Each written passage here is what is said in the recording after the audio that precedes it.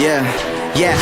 Too bad, too bad, too bad, too bad, too bad, too bad. She got me thinking that she too bad, too bad, too bad, too bad, too bad, too bad. She got me thinking that she.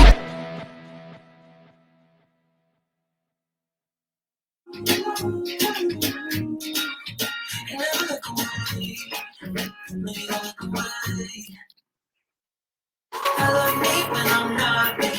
I love me when I'm not. Alright, what's going on, people? I played that song specifically because I'll be using it later today in the demonstration. So, hello, welcome to the live stream. It is your favorite mobile dance educator, Joel Casanova. And we have a little different setup now.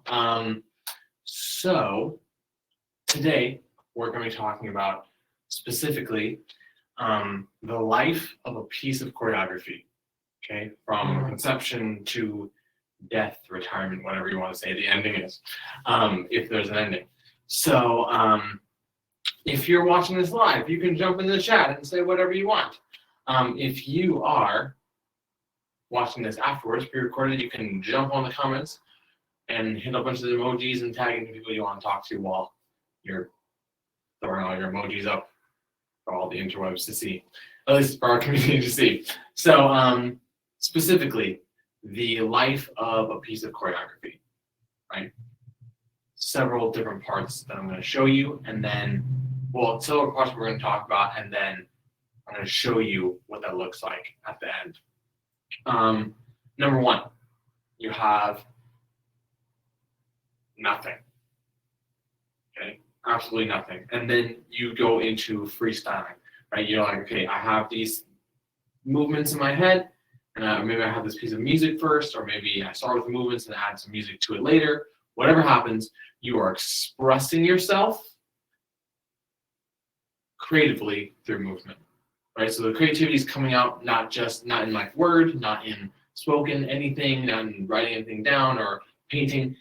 It's coming through movement, right? So you're creating different things on the fly. You are changing things. You're just connecting with that creativity and getting that creativity going, right? It has to get like churned, you know, like butter. Hashtag shout out to the Amish. So you have this creativity that's like churning inside of you. And that creativity manifests itself in ways that only you can manifest, unless you're trying to be someone else. In that case, it's not really creativity, it's copying. Different C word means something completely different.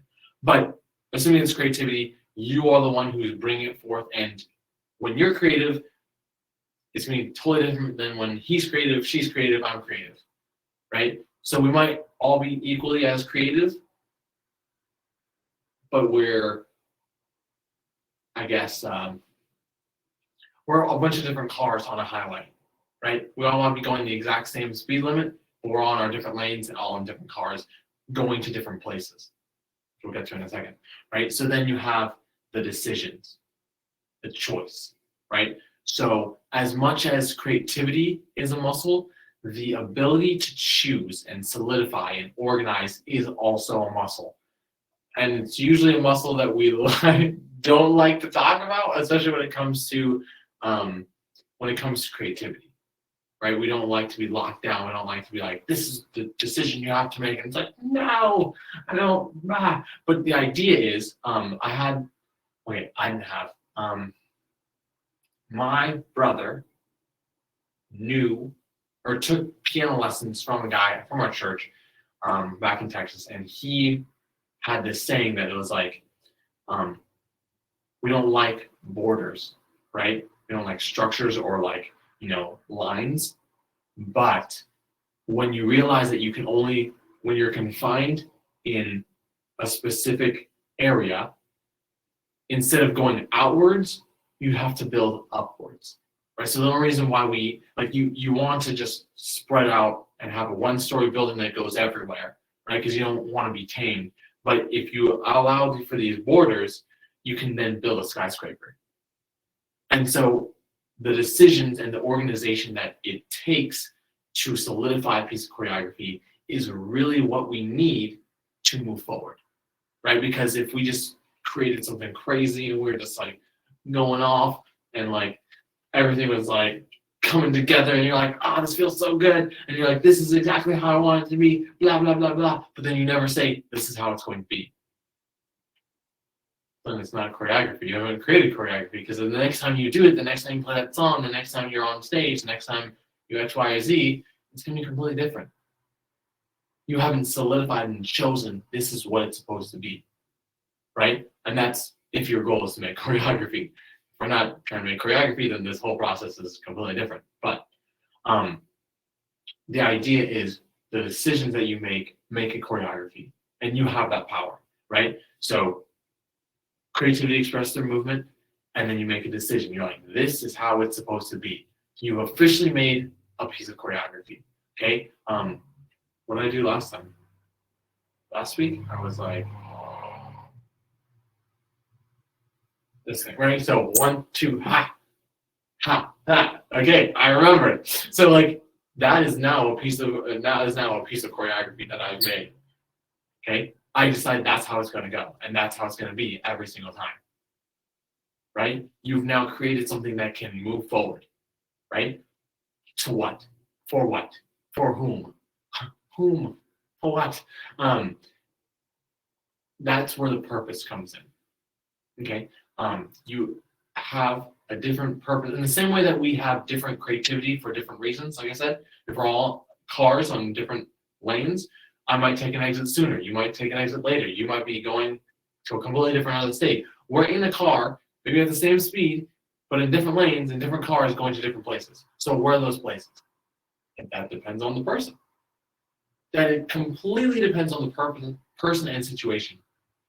Right? So for me, BeatHunter Dance, right? I am a mobile dance educator.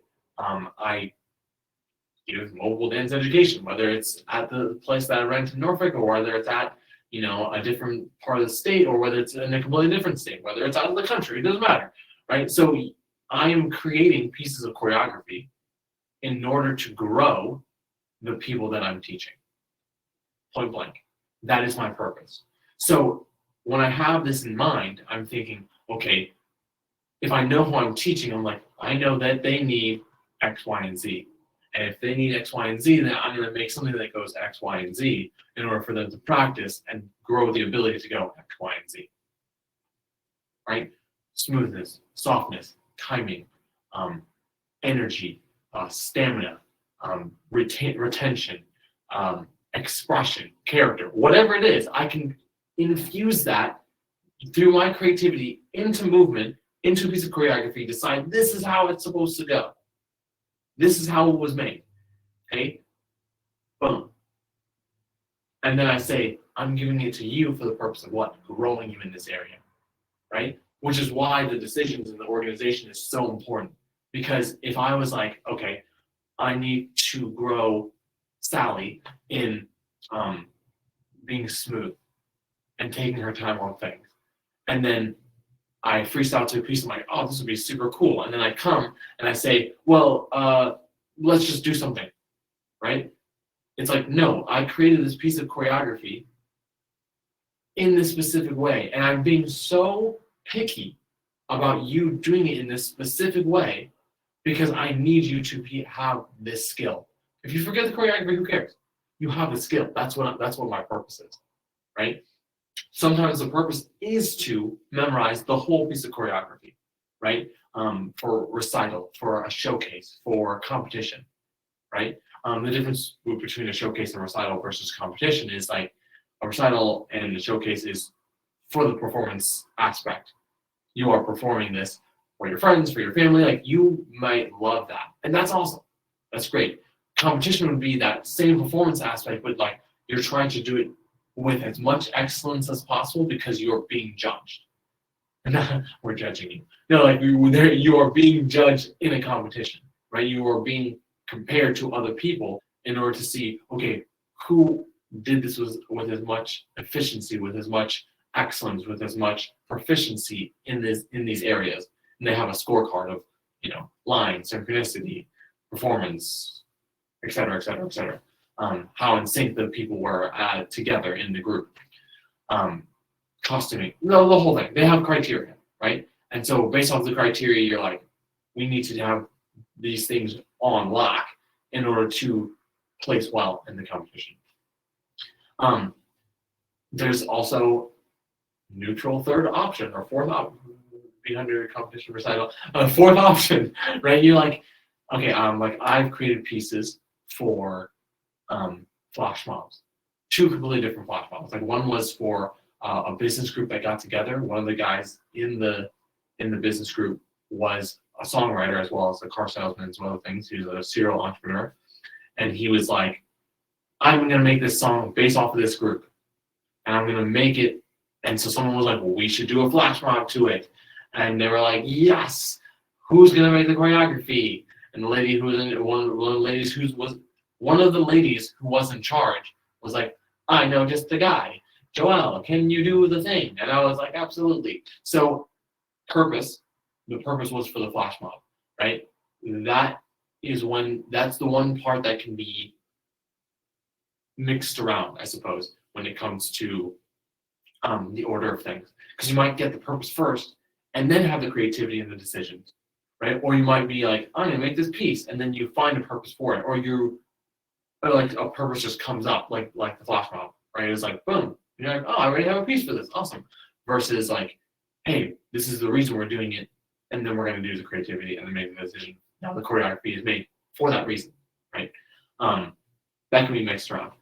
The other flash mob, that was one flash mob. The other flash mob was like donating shoes. It's like, we're gonna do this flash mob randomly in public, and then we're gonna wear like lightly used or new shoes. And then at the very end of the dance, we're gonna take off our shoes, we're gonna walk away. A bunch of these shoes are left on the floor, and they all get donated to people who need shoes. I didn't make that up. That's an amazingly creative idea, but they didn't know the dancing. They didn't know how to create a flash mob. So they're like, this is our idea. Can you make a flash mob to this? And I was like, absolutely. Right? The first time I was just part of the flash mob, and then someone else created it. And the next time that the one that made it, I guess the season of how it lasted longer was my choreography. Which leads us to the very last part. The death, the end, the retirement of the piece of choreography. This is the one part of the 4 steps that doesn't necessarily need to happen. Okay? Usually it happens, like there's certain people who do pieces and they're like, hey, we're gonna do this performance, and then after that we're gonna retire the piece. We're no longer doing this piece, right? You'll have videos, you'll have doing this stuff, but we're moving on, right? Sometimes that retirement is like after the first time it's taught.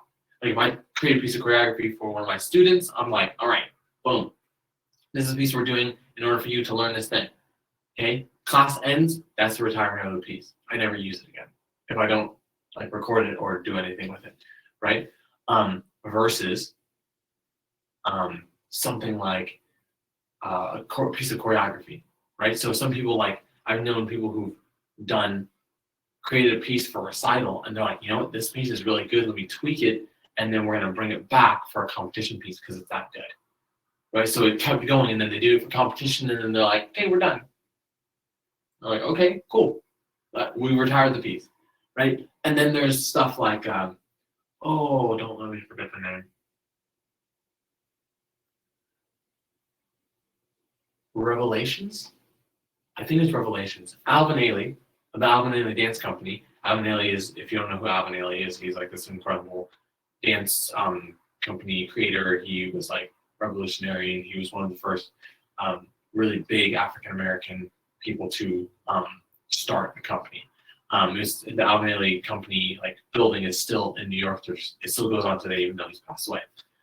Anyways, so he is this amazing choreographer. He made this piece called Revelations. Someone correct me if I'm wrong in the comments. And so that piece is still done today. It's years old, literally decades old. And it still has not been retired. Like they will continue to bring it back because it has this special personality to it. He infused it with this specific like heart and soul of where he was from and like how he was raised and like all the experiences that he has, and he made it this piece that they continue to do. So that has not been retired, right? Now we get to the demonstration, right? I created this piece to Real Me by Jordan Felice. I created it for one of my students, and then I was like, this is really good. Let me use it for some of my other students to teach them specific things. And then I added on to the piece, and I taught it to somebody else. And I thought it was retired, but I recorded it and put it on my hard drive, right? So when I was thinking of the piece that I was going to demo for today, I was like, I have Real Me by Jordan Felice. Let me just rewatch that video. And I'm like, awesome. So I thought it was retired, totally, like completely, until I needed it again, or I didn't use it for something else. But I was like, as far as I knew, I wouldn't need it. It was just records of me doing choreography. And then this live stream came up, and I was like, it's coming out of retirement. Like, let's go. So I'm going to show you the piece real quick. I'm going to go through it first, but understand that this is the life of a piece, right? So I first was like dancing to the piece, right? You have the music, and you hit it, and and I'm like, oh snap! And then I was like, okay, well then, first this is gonna happen, and this is gonna happen, and then this is gonna happen, and then et cetera, et cetera, et cetera. I get to the end of the piece, and then I just solidify and say, this is what the piece is. Boom. And so now I put it for different purposes, teaching, instruction, growing people in skills. I could potentially use it for a competition, for a recital piece, it doesn't matter. I can use it for what I want because it's my piece, right? Intellectual property. And the retirement of the piece, technically, hasn't happened because I've taught it and now I'm going to bring it back. So let's get it on.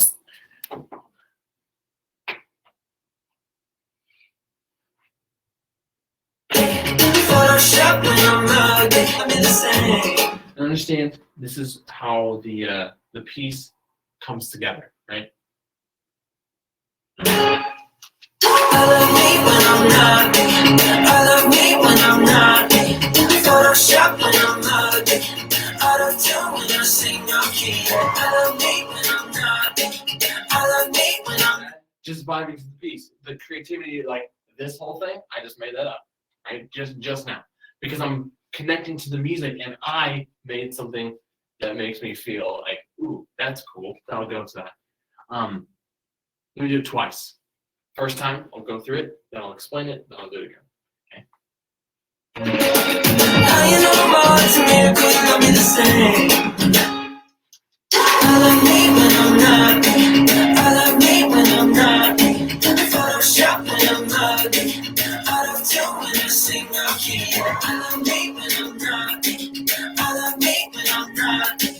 But you see what I can't see. Underneath the new love, you feel me. Feel me. Feel me. Feel me. Right, so you got kick and out, cross. This one goes back, hop, hop. Hop on this one. 1, 2, 3. Up, down. Shift over. Hey. And hey. And Charleston, step, kick, and back, step, kick, swings all the way around, turn over the right shoulder, tap, and hey, hey, hey. Step out with this one. Boom. Ha, da, da, da. Whack, chicka. Boom, Michael Jackson thing. Me, do, real me, do. I think there's 4. Ha, do, and 4. That's it. That's the end of the piece. To me, cause you love me the same. Now you know more to me, cause you love me the same. I love me when I'm not. I love me when I'm not. Photoshop when I'm rugged. Out of tune when I sing off key. I love me when I'm not. I love me when I'm not. But you see what I can't see. Underneath the new love, you feel me. Feel me. Feel me. Feel me. Right, so you have that piece, and then I'm like, teach the piece, blah, blah, blah. As a BeatHunter, I'm trying to grow people through it, and then retire it. Or not retire, because you have a live stream, and we're gonna do it on the live stream. Okay. So,